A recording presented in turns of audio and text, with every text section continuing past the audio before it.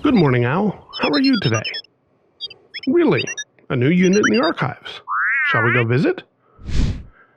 Hello. Hello, sir. My name is Dorothy. I'm the newest member of the museum archival staff. Oh my, you're an AI unit. That is correct.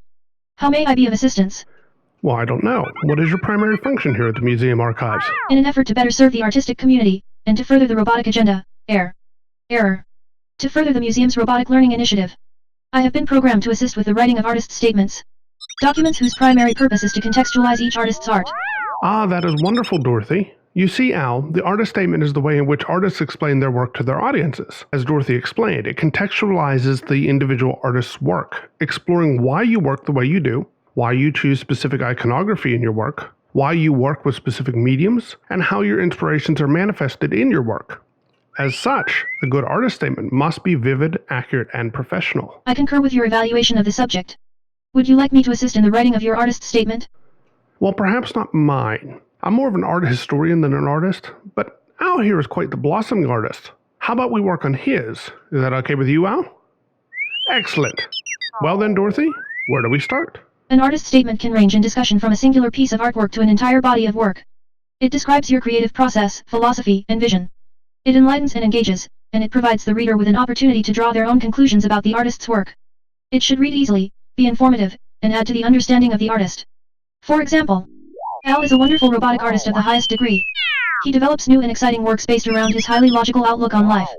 His circuitry is built to last, and the works he produces are blatant and bold. That's somewhat good, I suppose.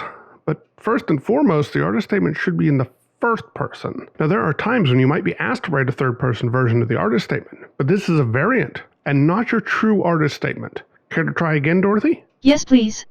I am admittedly new to this type of academic atmosphere. I will do better this time. Here I go. I sit alone. Divine colors, like lightning streak. Masterful am I. Nope. That's a haiku, and not even an accurately written one. Well, what do you think? One more time? I'll be nice, give Dorothy a chance. Thank you, sir, I will do better. I'm sorry, Al. Let me think, Eureka. My work explores the relationship between pre-Raphaelite tenets and skateboard ethics. With influences as diverse as Munch and Roy Lichtenstein, new variations are crafted from both opaque and transparent layers. Ever since I was a postgraduate, I have been fascinated by the unrelenting divergence of meaning. What starts out as contemplation soon becomes corroded into a tragedy of temptation, leaving only a sense of unreality and the possibility of a new beginning. As momentary phenomena become frozen through diligent and academic practice, the viewer is left with a clue to the outposts of our era. Wow, that was much better. I think it was a bit irrelevant, and a bit too jargon-filled, but the format was much better. It was also in the first person. How about adjusting your parameters slightly and seeing what you come up with next? Okay, sir. I have readjusted the parameters and created a new statement. My work explores the relationship between Jungian archetypes and multimedia experiences. With influences as diverse as Wittgenstein and Buckminster Fuller, new synergies are created from both mundane and transcendent structures. Ever since I was a postgraduate, I have been fascinated by the unrelenting divergence of the human condition. What starts out as hope soon becomes corrupted into a cacophony of distress, leaving only a sense of nihilism and the chance of a new reality. As intermittent phenomena become reconfigured through studious and diverse practice, the viewer is left with a clue to the darkness of our condition. Wow. Well, that is a very academic-sounding artist statement. Yes, Al, let's do that. Dorothy, how about an artist statement for me? Although I'm only an amateur, I think you can give me a bit more clout with how well you write these statements now. Of course, sir. This is rather fun. Here you go. My work explores the relationship between the body and romance tourism. With influences as diverse as Caravaggio and Francis Bacon, new synergies are distilled from both orderly and random layers.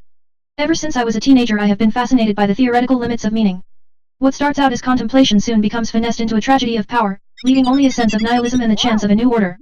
As intermittent forms become reconfigured through emergent and critical practice, the viewer is left with a testament to the edges of our existence. Dorothy, these are the most irrelevant and ridiculous statements I've ever heard. Not only are they nonsensical, but they're way too boastful in their wording and they're formulaic. In other words, you're getting these generated somewhere, aren't you? I'm sorry, sir. These are generated. The website is artybollocks.com/generator.html. In my defense, they did meet the parameters you set. I suppose that is true, but that's not how to write an artist statement. Where did you say your original location was before you were brought to the museum? I was stationed at Alpha Gam Classified, Kansas, sir. Right. Okay, how about this? How about Al and I develop your parameters manually and ensure that you do your job with the utmost efficiency? Oh my. We just met and already you are going to tickle my keys. I'm going to ignore that and reset your age parameters as well. Okay, you two. Well, there is no right or wrong way to write an artist statement. However, they are not formulaic, nor should they contain unnecessary language. Having overly complex language only makes the artist look like they're trying to prove something about their work that is lacking. Also, it confuses those who are not fluent in the language of art. Remember, the artist statement may be read by potential buyers, curators, gallery owners, as well as lay people. Therefore, we want to make sure that we speak clearly about our work in a way that is informative and authentic to us as artists, and which is understood universally, though this need will vary depending on the situation. Artist statements will vary based upon whom they are written for or what they are written for. There are, however, guidelines to help us. To start, an artist statement can always include the following list of information. Who you are, you being the artist. How the work developed, its source and direction. The underlying idea and structure. Conceptual aspects. Materials and techniques. Your philosophies, your influences, and formal aspects of the work. We always want to ensure that we talk about how we feel about the work we make in a natural tone that reflects who we are, but we must also ensure that it is focused and succinct. Thus, as a rule of thumb, the statement should be less than a single page. Think 3 paragraphs or so. Additionally, and this should go without saying, the statement must be free of spelling and grammatical errors. Having such mistakes in your statement is highly unprofessional and shows that you really don't care about the way you represent yourself as an artist. Remember, this statement acts as your surrogate when you are not around to discuss your work personally. We will cover more about that in a bit though. A good practice to ensure that your statement is clear and well written with no errors is to have as many people as possible read and review your statement.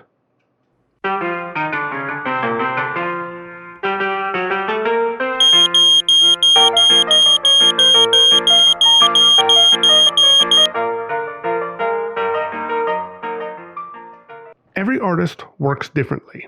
Some are heavily involved in the artistic process. They are concerned about how their art is made. Others are concerned with what they're trying to convey in their art. They are interested more in the artistic vision. Thus, each artist should focus on their individual strengths. Only talk about those aspects of your work that is comfortable to you. For example, a heavily process-oriented artist will want to discuss this in detail and will want to frame the significance of their work for the viewers in light of these details. Just remember to make this discussion engaging and allow your readers to gain understanding of you and your work. Al, do you remember our cause and effect analysis from way back when? You can think of looking at art like creating a cause and effect statement. In art, the cause is the way in which the formal elements are put together. Like in math, these elements are put together via a series of rules. The effect of putting together. That's right. Well, we want to use this same methodology when developing our artist statement. Think of this as the so what of your work. For example, if you create sculpture from used food containers, so what? What is the purpose and or function of this material choice? Or perhaps you paint with non-synthetic pigments that you have developed yourself. That's right, Al. So what? By asking yourself this, you can better explain the significance of what you do and why as an artist. Essentially, this is what your audience asks about your work. So what? Sir, are there common pitfalls that we should avoid when writing artist statements? Good question, Dorothy. Yes, there are a few common mistakes that artists make when creating their artist statements. Firstly, Make sure that the statement is focused on your work specifically. Like we said, the statement is meant to be personal, and it should attest to your strength as an artist and the so what of your work. Don't get caught up in trying to define aspects of art or go on a diatribe about a specific genre of art. Keep it authentic to your work and yourself as an artist. Additionally, don't use cliche thoughts, ideas, or phrases. Comments about making art from the time you were a child, or in your case, when you were constructed, or saying that you see the world with a profound wonder, etc., make you seem like an amateur. Also, don't dump your responsibilities on your reader. It is not their job to interpret your art. If you were pulling that card, then you likely don't understand your own art enough to explain it. Good point now. You don't want to make a statement that feels like a resume either. Don't list your exhibitions, awards, skills, etc. This isn't personal, nor does it engage or enlighten the reader as to why you create art. Not to mention, if cliches make you seem amateurish, then listing how great you are and how skilled you are will only make you seem amateurish and boastful at the same time. Query. Would it not be more logical then to use a template or assistance website in constructing a statement? This would ensure that you avoid such pitfalls in the creation of your statement. Also, would the inclusion of biographical data be a logical addition, as this is considered to be personal in nature? Both are good questions, Dorothy. So one of the biggest issues with using websites or generators that provide templates or that write statements for you is that they are all going to sound generic. The statement will feel as if it was written vaguely, and it will likely contain buzzwords, cliches, and elements which are inauthentic in nature. You want a statement which specifically focuses on your work and is genuine to that work and to you. Having a statement which is obviously pre-generated severely undermines your originality as an artist. And although it may not read in an amateurish way, it shows a lack of initiative on the part of the artist, or in this case, you. As for your question about biographical information, you want to avoid using this data, or information, for the same reason you want to avoid using resume type items.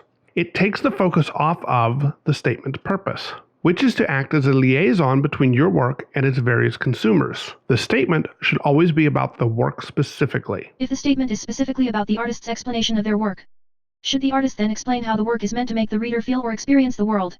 No, we never want to tell the reader what to think or feel about our work. That is the one part that should be left to personal interpretation. What might make me feel happy may make you feel sad. By telling the reader how to feel, we not only risk insulting the person, but we risk creating a disconnect between their reaction to the work and our personal viewpoint about how the work should function. Art is still highly personal and subjective, and we want to remember that. I know your work has changed recently, Al. That's okay. You see, the artist statement will change sometimes very often. The idea is that the statement should change and adapt to the work you are making. You want to ensure that the statement and the work match. If something changes in your work, then your artist statement should always reflect that. You aren't locking yourself into anything when creating an artist statement. It is simply meant to explain your work as it is currently being made. Thus, it changes as you do and as your work does. Let's consider what should be included in your artist statements. Perhaps this will give you both a better understanding. Arguably, the most important items to include and consider when writing about your work are your methods and materials, your inspirations, and your motivations.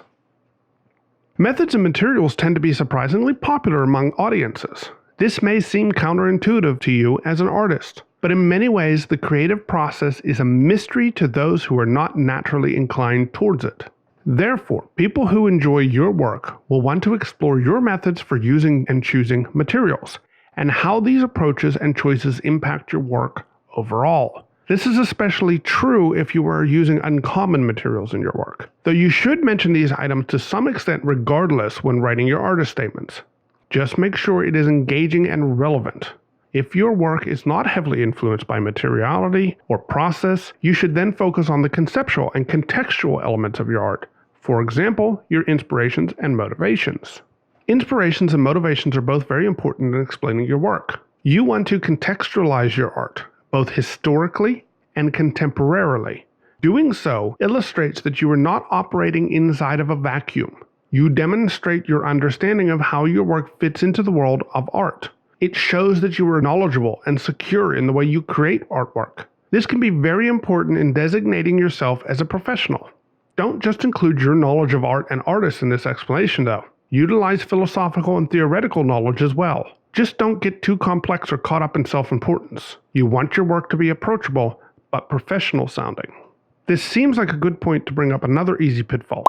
Just like with overly academic language, over-exaggeration can be a downfall to writing about your work. You always want to make sure that the language fits the art style, and that the facts used to describe your art are verifiable. You should be able to easily identify the descriptors in the statement with what is being seen in the artwork. Be positive, but accurate. Don't brag or try to sound self-important. Authenticity is key. What's the matter, Al? I agree with Al. I cannot do this. This is far too difficult. Humans are too complex, and their work is too subjective to be explained. We are all going to die. Help, help, help. Woo. Thank you, sir. I apologize for my overreaction. Had I continued to malfunction so, I may have initialized base auto-destruct. Base? Auto? Where in Kansas are you from, Dorothy? Classified. Yeah, that's what I thought. Anyways, everyone just calm down. There are ways to make writing your statement easier. First, we can start by answering questions. Yes, Al, questions. Specifically, why, what, and how questions. See, by asking ourselves these questions, we can determine the details behind our why we create, what we create, and how we create.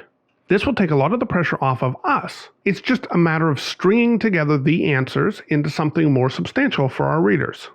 Another technique that works is to brainstorm a list of words that describe the work you do. With these in hand, you have a list of descriptive words that can be used to help give the reader a strong sense of what your work is like, even if they are not familiar with it.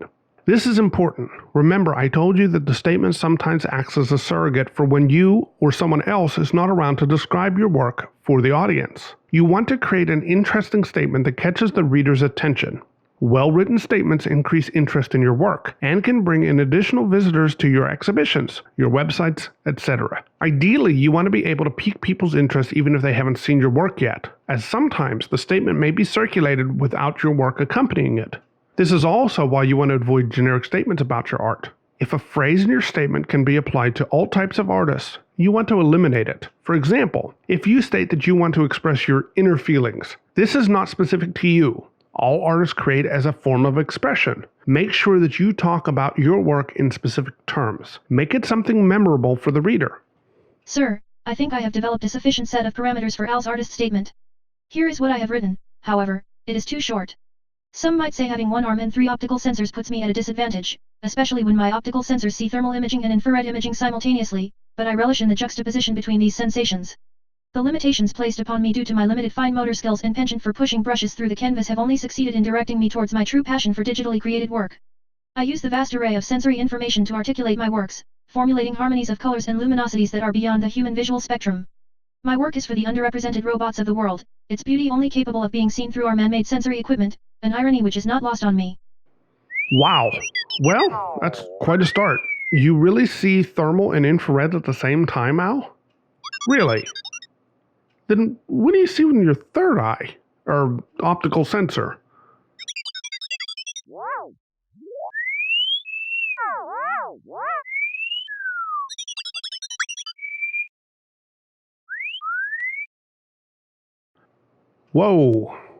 Well, that was trippy. That looks so familiar. Oh, sorry, Dorothy. That was great. It was engaging and humorous at times. I really liked where you took it. Don't worry too much about the length for now, though. Remember, your artist statement changes, as does the format depending on when and where it is being used. For example, you might reword your statement to better suit the purposes of flying for a grant or approaching a gallery for representation. So you'll have a few variations of the statement by the time you are done. You should, however, have at least 2, though. A condensed and an extended version of your statement is essential. The condensed version is what we have been talking about this entire time. It deals with your current body of work and current processes. An extended version includes information regarding your background, a discussion of your materials and processes, insight into your artistic philosophy, and discussion about different periods of your work and/or bodies of work. Extended versions of your artist statement are generally used in large retrospective exhibitions or for galleries and museums to keep on record so that they have more information to share with visitors who are interested in your works. It is never a bad thing to have a variety of statements that meet different needs. Just make sure that they're all authentic to you and your work. That's really smart, Al. You should look at examples of professional artist statements. You can get a better idea of how they have approached their writings, and this can help to inspire you. Don't be surprised, though, if you have a hard time tracking down artist statements for some of the big-name artists. They tend to have more written about them than written by them. After a while, the work becomes synonymous with the artist, and the need of an artist statement becomes less necessary. In either case, don't take anything from their writings. You don't want to steal their ideas. You simply want to use them as inspiration. Here are a couple samples that I've found. One is written by the artist, the other is written about the artist, but both showcase many of the topics we've discussed so far. This first statement is written about the artist John Corinne. Corinne is an example of an artist whose name is synonymous with his style. Due to this, most resources about his work are written by third parties, so we see third-person formatting in this statement. This statement is interesting for a few reasons. First, it uses direct quotes from the artist. This builds the authenticity of the statement. Additionally, it lists Corinne's exhibition record at the bottom. This is important because it shows the adaptation of the statement to meet the needs of the statement's purpose. In this case, to sell Corinne's works through an online retailer. By listing the artist's exhibition record, the credibility of Corinne's collectability is reinforced for the possible collector. The second statement is by Yoshitomo Nara personally. It is formatted for his exhibition in New York. Nara is a Japanese pop artist, and reading his artist statement, it reads very differently than what is common in the Western art world. The writing style feels more Eastern in its design. It uses metaphorical language and existentialist anecdotes to relate to his work. However, you'll note that he does mention many of the topics we covered, such as his inspiration coming from rock music, and the juxtaposition between his quiet country life and this rock-based aestheticism. Well, Al, Dorothy, I hope that this helped you both understand more about writing artist statements. Al, I think I've taught you just about everything I know now. You've come a long way since we first met here at the museum. You've become quite the little artist. Well, I'm glad you had fun, and I'm glad you learned something new. I'm also really glad to see you around the museum so often. What's that? You gotta go now. Oh, okay, well, have a good day, Al. You'd swear he had to go meet someone. It's time for me to leave too, sir. I really enjoyed meeting you. My mommy says we have to go back to Kansas soon though, so I guess I will have to see you next summer. Huh? What? Dorothy, are you okay? What is up with you two? You know you can't leave, right? You're bolted to the floor. The museum will be closing in just 5 minutes. Please make your way to the front entrance and enjoy the rest of your day. Thank you. Guess it's time for me to leave as well. Well, I'll just wait. Why can't I move? Hello? Hello? What the? AL 4.0? Wait. No, this can't be real. No, it's not possible. Guys, Al, Dorothy, anyone.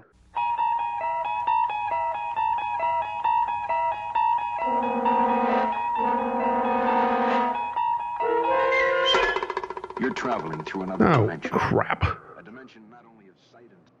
Well, at least you're real. This sucks.